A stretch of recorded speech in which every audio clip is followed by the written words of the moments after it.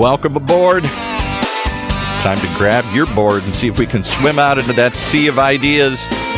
See if we can see that sales pipeline starting to curl up here. I love those California images. I don't know if anybody gets them but me here, but a sales pipeline, it sort of emerges out of the ocean of ideas, doesn't it? I think you can talk to any veteran sales rep, and I don't believe that any of them think the sales pipeline just emerges, Paul. It just appears. It sort of rises up out of the foam. Just sit back. Don't worry about prospecting. Don't worry about just being proactive. Just wait for the pipeline. Wait for the pipeline. Sooner or later, if you just keep paddling through the water, one will appear, and you can catch it and ride it. See, it's spoken like a true Southern California. Just don't worry about it. It's all good. I'm gonna go sit at the beach for a while. And when I come back, there'll be pipelines. There'll be pipelines, and I'll just ride along, and I'll do well, and then it'll eventually dry off, and I'll go and get a burger, get a beer, and I'll come back, and another one will appear here. So I think our guest today, who is the CEO, co-founder of a fast-growing startup, probably violently disagrees with the perspective that we are assuming is the truth here today. But how's the weather? I think last couple times we've talked, we were dealing with beach drizzle. Things a little better today? Don't go there. Don't go there. We're suicidal. It's gone on for 2 months on and off. This has never happened in all the 30 years I've lived in LA. It gets bright for a day, and then we're back to overcast and drizzly today. We're absolutely suicidal. About the drought. You complain about the drought, and you complain about the water. I don't know. You still get to live in a beautiful place. You know what's funny, and I know you want to jump into your show here, but one of the things I've always loved about Southern California is people will debate within themselves. If you live on the other side of the mountain in Temecula, oh, that's the perfect weather. No, if you live in San Diego, no, we even argue about little microclimates here. We're always debating, trying to find that perfect, like the perfect wave. We're trying to find the perfect place. Perfect wave, the perfect pipeline. We're always seeking perfection. Life is not a destination, Paul. It is a journey. And that is what we're doing here today, just like every week on Sales Pipeline Radio. Thanks, everyone, for joining us to another episode. If you're listening live on the Sales Funnel Media Radio Network and you haven't turned off already, thank you for sticking with us and joining us for another episode. And for everyone who's subscribing to us on the podcast feed, thanks so much for joining us. Our numbers continue to grow. It's really, that's gratifying and humbling to see the number of people that we're driving into Sales Pipeline. I think we were up to like 75,000 downloads. It's amazing. So thank you so much for everyone for joining us. And every episode, if you want to catch up over the last 150 episodes, just like you're catching up on Game of Thrones, getting ready for the premiere, if you want to catch up on every past episode of Sales Pipeline Radio, past, present, and future, you can find them all at salespipelineradio.com. We are featuring every week some of the best and brightest minds in B2B sales and marketing. Today is absolutely no different. Very, very excited to have joining us today the CEO, co-founder of SketchDeck, Christopher Finneral. Christopher, thanks so much for joining us. Thanks for having me, Matt. So let's talk about this idea that the sales pipeline just appears over the horizon. In your experience as a serial entrepreneur, is sales pipeline development that easy? It's prospecting, generating leads is always something which requires work. Even if you have something that's awesome that everyone wants, you need to really educate your market, educate the leads, and put a lot of work into that. I was actually reading a quote recently that was saying, especially for startups, people always they always overestimate how hard it is to build the product and underestimate actually how much effort it is to acquire customers. And I think that's very true. It takes a lot of work to get your pipeline and get lots of customers for your product. I love that quote. That people overestimate what it takes to get a product to market and underestimate what it takes to sell it. I became familiar with SketchDeck a little over a year ago, working with the folks at On24 on the Webinar World event, and they got me in touch with you guys to help me with my presentation deck, and I was really impressed, not only with the quality of the design, but the process. So talk a little bit about what you guys have done at SketchDeck to kind of marry good design with good technology and process, and why that's working so well for companies that are just continuing to drive new innovation and growth in their design and efforts there. Stepping back a little bit and giving some context. So, SketchDeck, we focus on companies' everyday design needs. This term everyday design was something we coined to really reflect the things which are not those really enormous projects that you want to spend, tens of thousands or hundreds of thousands of dollars on in some cases, that you might work with a specialist boutique agency or a brand agency, but really focusing on those things which come up every day, as the name implies. And what we realized about these types of needs, and these are things like presentations, reports, white papers, social media ads, there's so many things which a business needs pretty frequently that's visual, is that, there's lots of them. And, often they come with quick turnaround time needs, budget constraints. The actual needs around these type of design is different. So if you're thinking about this one ginormous project where you've got months to spend on it and, tens of thousands of dollars potentially. So with this in mind, we realized that you actually didn't just need a team of designers. You actually needed to have a way of managing this efficiently so that we could deliver projects quickly within the right budget and at the right quality. So that's really what we've done with SketchDeck. We have this awesome team of designers that are all around the world that work with you. And we have a software platform that actually makes the whole process really easy. So it starts from how you create a brief for a project. You have this really nice online ordering experience where you can describe the project. It prices it out for you. And then you have a really great feedback exchange system where you kind of see your design inside the browser and you can give feedback directly on top of the design, add your colleagues in to share and collaborate. And then finally, kind of bringing everything together in one really nice interface where all of the design projects that you've worked on with us live together, and you can easily find that project that you did last year rather than trying to search back through your email, which is the way it often happens today. So we've really kind of believe in this marriage of both really talented designers and this powerful platform to deliver these everyday design needs. Well, you and I talked a little bit about this last year, and after I'd used SketchDeck to get my presentation ready, are you a design company or are you a technology company? Because you really do have good design, and I think a lot of companies, a lot of people have good design, but you marry that with a really efficient process and a great tool that just makes it easy to review, makes it easy to submit new stuff, makes it easy to find the old materials like you mentioned. How do you guys think about the business? How do you balance that? We're a design agency, but we're also focused on the process and technology that makes the overall process and means of getting the right design and the right deliverables done and done well and done quickly.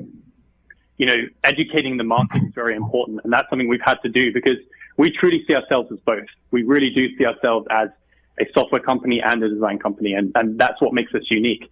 There's lots of our companies that we work with. There's a bit of education up front because they're saying like, well, normally when we work with a design agency, it's all only design, nothing else. But we're like, yes, we have design, but the platform is a crucial component to it too. So honestly, we really see ourselves as both of those things coming together.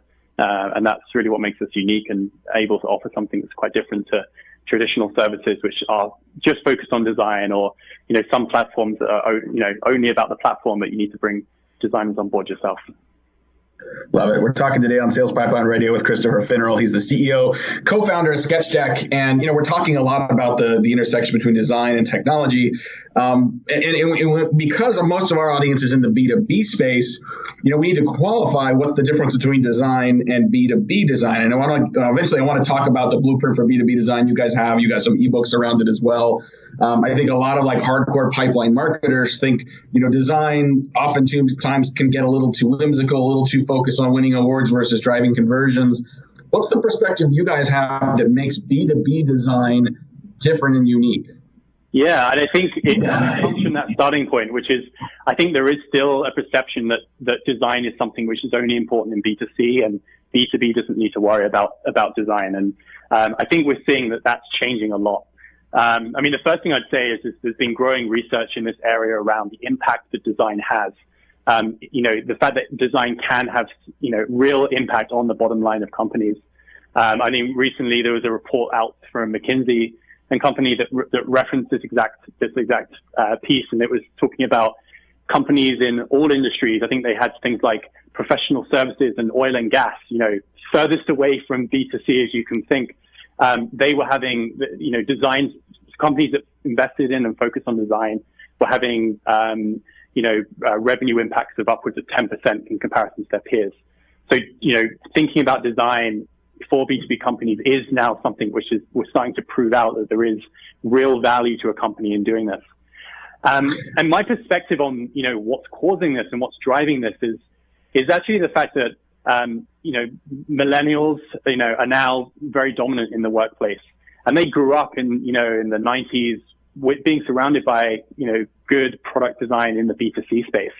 And now, they have a strong connection with good design. They make decisions based on things that they like and like the look of.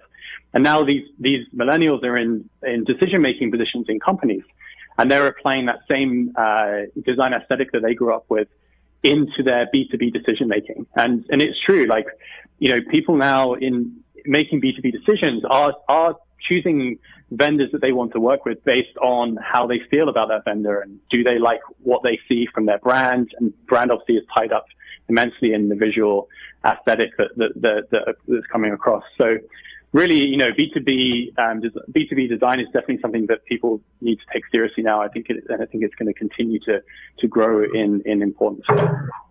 I would agree. I think it's always been really important. I think, buildings don't write checks, people do. And I think people, like you said, appreciate good design. Design, implies clarity and confidence. And I think it can differentiate you from others. I think that, I think a lot of B2B marketers recently, maybe that are more focused on pipeline, may be wondering, where's the intersection between design and performance, right? Design that actually sort of creates a level of confidence and differentiation and even beauty in a B2B audience, all of which are important. But that also, if we're thinking about, tactical design elements like emails, like landing pages, how do you connect, how do you create something that is great design, but also drives performance, to a pipeline or to a math-driven marketer? When I come back to the fact that, one of the things that we focus on with everyday design is this ability to deliver things quickly and within the right budget. Speed and budget enables more iteration. Within marketing, we should always be thinking about A/B testing, for example, when we're thinking about emails and different ad designs and stuff as well. And if you're, some more traditional solutions might take months to get projects turned around, whereas we enable things to be turned around within a few days or a week or so. That enables this ability to test different things out and figure out within your own lead generation funnels, which things are having the most impact. And so you can optimize conversion rates and such. That's super critical for marketers. We got a couple more minutes here before our commercial break. How much education do you find that you are doing with clients on sort of the right balance of, design, performance, not watering down design to get good performance, not watering down performance on both sides? How much of what you're doing is education versus execution? Many of the marketers we work with do understand the importance of design. I think, we're still very much a startup and working with people who are innovating in their own companies. So those people often do understand the importance of design. So I'd say most of the education that we're doing right now is about our model and how it's different to a traditional agency. Most of them already grasp design. But I'd say within the broader market as a whole, there's still a lot of education that needs to be done. And we're trying to do that with things like our white paper on B2B design, because I think a lot of people in the market still don't appreciate the importance of it. And also what the challenges are to actually make B2B design happen and work at the scale that's needed. So there's still more work for us to be done there towards the broader market. We're going to take a quick break, pay some bills. We'll be right back with more with Chris Finneral. He's the CEO and co-founder of SketchDeck. We're going to be talking more about B2B design, including some materials that SketchDeck has that can make everyone who's listening be a smarter, better B2B design expert. We'll be right back on Sales Pipeline Radio. The way we do business is advancing faster than ever before. Yet amongst the disruptions, there's one pillar that stays standing through it all: the power of a relationship. Relationships are at the core of everything. So how are today's organizations developing, nurturing, and leveraging them to drive success? Download the new research report on the state of relationship marketing and learn how your team can bridge the gaps between relationships and revenue. Download your free report at HeinzMarketing.com. That's HEINZ marketing.com. Okay, as we head back to Matt and his guest, I only have one question for Matt. What did the daddy tomato say to the baby tomato as he fell behind? I don't know. Ketchup. That's highly relevant to Heinz Marketing there, Paul. I like that a lot. And before, since you gave a dad joke, I have to give a quick dad joke as well. Did you know that the Swedish Navy invented the barcode? Did you know that? I didn't know that. No. The Swedish Navy, yeah. So it's the Swedish Navy, very advanced seafaring, country. Yeah. For trade, for war, for exploration. They got ships all over the place, and it's hard to keep track of them. So they created what really became the predecessor to the modern barcode, and they did that with one main objective because they wanted the ability to Scandinavian. Do we wait for the other shoe to fall? No, it's the Scandinavian. Yeah, I got it. I didn't. You got it right. I got it. It took me a while, a little slow. It was like Paul's like, I got it. It just wasn't funny. That's exactly it. All right. Well, we'll try and improve our jokes next time. That's a better joke in person because you can just all kind of guffaw and say, please stop telling jokes all in person. I think people should send in jokes and we should read them here. That should be our new segment. We will do. That's right. If you want, any reader that's listening, if you want to send me, Matt@HeinzMarketing.com, if you want to send me your best dad joke, we will give you credit. We will link to you in the show notes. That's right. And maybe that is our new post-commercial tradition on this show that already doesn't last long enough because we're just going to waste more time with bad dad jokes. Exactly. But not anymore today because I've got a lot more I want to talk with our guest today, Christopher Finneral, who's just waiting for us to be done telling bad jokes. He's the CEO and co-founder of SketchDeck. And I do want to talk about some of the assets you guys have available. So, if you want to learn more, I highly encourage everyone to go to SketchDeck.com. We'll have a link to that in our show notes. Have a link also to your B2B design ebook. But I also want to talk about something you put together called the Blueprint for B2B Design. Talk a little bit about what that is and why B2B marketers and sales professionals, quite frankly, should be going to get a copy of that. Yeah, sure. So what we did with this white paper is we really wanted to take a look at what design looks like inside B2B organizations. So it covers a little bit of things we've talked about so far, initially about the importance of design. And, I mentioned already some of that research that points towards the actual impact that design has inside B2B organizations. So that's kind of where it begins. And then it talks about what are the challenges inside organizations to getting design happening? Because, we see lots of organizations who start to care about design, but they still struggle. And one of the concepts we introduce here is what we've called the B2B design pyramid. So we really break down the needs of design inside an organization into three components. If you kind of have in your head a pyramid or a triangle, we break it down to this top section, which we think of as brand strategy. So this is the real tip, the most high-profile part of a brand, and it's about of designing an organization. And it's really about defining the look and feel of that organization. It's your logo, it's your color palettes, it's your kind of visual kind of storytelling that you're doing. It really defines what that brand is, and that's really at the top. And then we have this second layer down that we really think of as flagship design, and this is things like, if you were doing some big ad on TV or you've got some kind of big event experience, these are the projects which really stand out for the business. So, very large events. And then with that, the final section we think of then is this everyday design, which is all the things which go on every single day inside the organization, which don't quite have the same individual recognition that a big flagship event has, but there's many of them. And what we talk about is what do you need to do at each of these different stages of the pyramid? Because I think one thing that people fall into is think we just need one design solution that will cover all of our needs. And reality is that does not work. Typically what we at least see is that for that very top section, that brand strategy section, that is where you want to be engaging with the best brand agencies out there. And they're the ones who can really help craft that and guide that. And that's normally in conjunction as well with some kind of internal head of brand or creative director as well, who are kind of working on that. And then this next section down, these flagship events, this is where some smaller agencies come into play, and other agencies that specialize in these types of activities really come into their own. Some companies build out teams internally to cover these types of activities as well. So, you can see already there's a different set of needs and a different solution there. And then finally with the everyday design, this is where we really feel we come in and can play strongly here, which is you need to have a solution which can really keep up with the scale of those needs and deliver things at the speed and the budgets that are required for those design needs.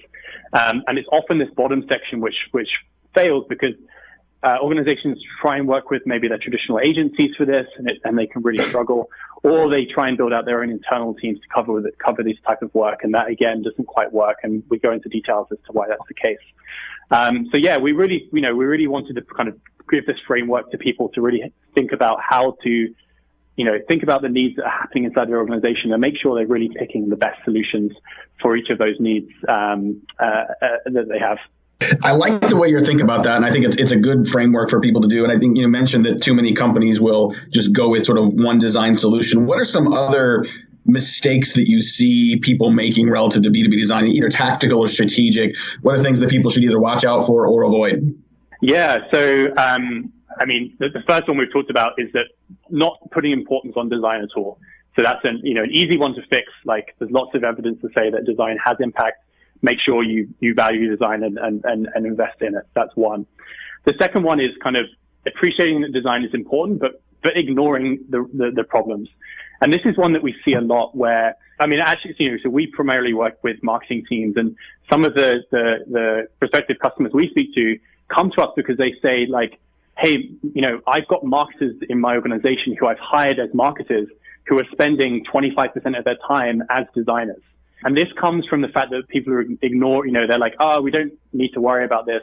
It will solve itself. And you end up having people in your organization doing things which they're not best skilled at, trying to then, be designers and taking a lot longer to do things and not creating the quality of work that's required. So definitely kind of watch out for just kind of ignoring the problem and sweeping it under the rug, because you do still bear that cost. It still needs to happen.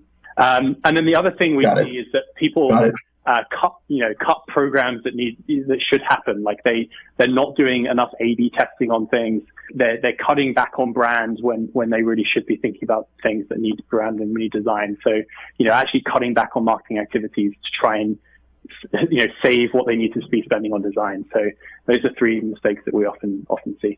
Love it. Well, we've only just got a couple more minutes here with Christopher Finneral. He is the CEO, co-founder of SketchDeck. He is a serial entrepreneur, has been doing this for a while. We'll spend some time at McKinsey before that. And just curious, in your career, who are some of the people that you have learned from, that you have benefited the most from?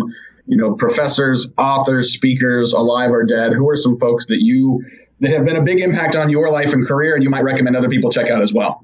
Yeah, great question. So I'm actually going to talk to some organizations more than specific people. So, McKinsey experience taught me a lot about how businesses at the biggest level inside, the US and the UK, where I was from originally, how they operate. And you kind of really opens your eyes to kind of how things operate and things that are broken. And I think that's really, really cool experience I had.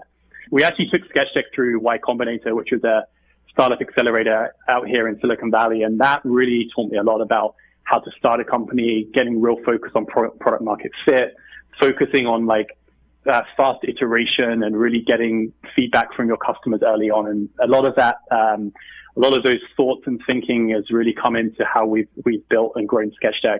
And, for anyone out there that's thinking about starting companies or, is an entrepreneur themselves, there's great resources on the Y Combinator website, and Paul Graham's essays are a great source of inspiration too. Those are a couple of places that have really kind of helped me as I've been building SketchDeck and growing my entrepreneurial career. If we had another half hour and spend a lot more time talking about just the entrepreneurial journey, I think it's unique to those of us that have, built and grown businesses, but there's an awful lot to learn there for anyone that is just building their career, especially those in sales and marketing. And, you started the conversation by talking about the overinvestment in product and the underinvestment or the underappreciation and what it takes to sell it, I think is alone very good advice. So, I want to thank again our guest today. We've been talking with Christopher Finneral. He's the CEO and co-founder at SketchDeck. Check him out at SketchDeck.com. We'll have links to the B2B design ebook as well as the blueprint for B2B design up there. We will be here again live next week. Next week, Paul, we have Dan McDade. I consider him not the godfather, maybe the dean of B2B sales development. He is, if I were to get that question, Paul, of who are the people that have influenced you the most, I have learned more about B2B sales and sales development from Dan than almost anyone else, and just a solid human being to add on top of that. So next week we'll have Dan McDade joining us to make sure you don't miss that. But for today, we are unfortunately out of time. Thank you, Christopher, for joining us. For my great producer, Paul, this is Matt Hines. Thank you for joining us on another episode of Sales Pipeline Radio. You've been surfing the sales pipeline today with the Silver Surfer himself, Matt Hines from Hines Marketing, right here on the Funnel Radio channel for at-work listeners like you.